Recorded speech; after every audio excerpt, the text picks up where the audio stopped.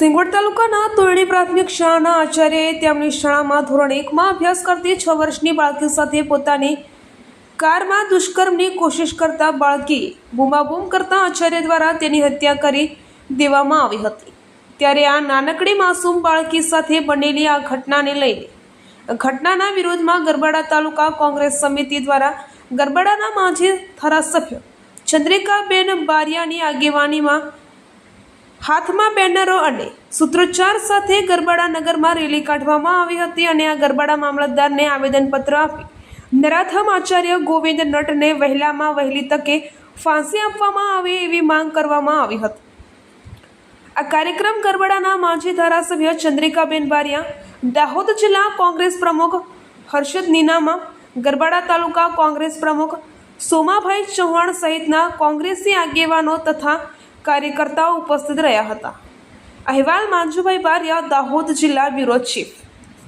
આજે ગરબાડા કોંગ્રેસ કમિટી અને દાહોદ જિલ્લા કમિટી યુથ કોંગ્રેસ અને મહિલા કોંગ્રેસ તરફથી જે લીમખેડા સિંગવડમાં જે 19 તારીખે જે બનાવ બન્યો નાની બાળકીનો 6 વર્ષની, એના અનુસંધાનમાં દરેક તાલુકામાં અમે આવેદનપત્રો આપ્યા છે। આજે ગરબાડા જ્યારે આવેદનપત્ર આપવાયા એમાં અમારા જિલ્લાના પ્રમુખ શ્રી હર્ષદભાઈ, યુથ કોંગ્રેસના પ્રમુખ ભાઈ શ્રી સંજયભાઈ, રઘુભાઈ, સુભાષભાઈ, અમારા પાર્ટીના પ્રમુખ શ્રી સોમભાઈ, મહિલા કોંગ્રેસના પ્રમુખ શ્રી સંગીતાબેન, તમામ કાર્યકરો ભાઈઓ બહેનો તેમજ ધાનપુરથી પધારેલા અમારા સુશીલાબેન પ્રમુખશ્રી, તમામની લાગણી એવી છે કે આ નરાધમ જે શિક્ષક નાની બાળકી, જે ફૂલ જેવી બાળકી છે, એને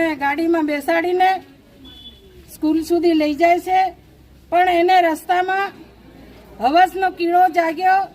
RSS સાથે જોડાયેલો માણસ અને ભાજપની પટ્ટાવાળી કરતો માણસ આજે આપણે કોના ભરોસે દીકરીઓ મોકલીએ ભણવા માટે? તો એની ગાડીમાં બેસાડીને એને બળાત્કાર કરવાની કોશિશ કરી છોકરી બૂમાબૂમ કરી છોકરીને ગળે ટૂંપો દઈને એને મારી નાખી। આખો દિવસ સ્કૂલમાં ગાડીમાં એ છોકરીને રાખી, સાંજે એના મા બાપને ખબર પડે છે ત્યારે તપાસ થાય છે તો મરેલી છોકરી, મારી નાખી છોકરી એને સ્કૂલના કમ્પાઉન્ડમાં મૂકી છે। આવા નરાધામ શિક્ષકને ગુરુજી કહેવાનો મારી પાસે કોઈ જ શબ્દ નથી અને તો તૈયારીમાં ફાંસી આપવી જોઈએ। આજે 19 તારીખનો બનાવ છે। અમને વિરોધ કરતા કરતા આજે 9મો 10મો દિવસ જાય છે ત્યારે આ ભાજપની સરકાર આવા બધા RSSના શિક્ષકોને અમુક બૂથોમાં મૂકીને, અમુક નિશાળોમાં મૂકીને એમના બૂથ કેપ્સિંગ કરવાની એમને ફરજ પાડે છે, ત્યારે એમને સાવરવાની ભાજપવાળાની જરૂર છે।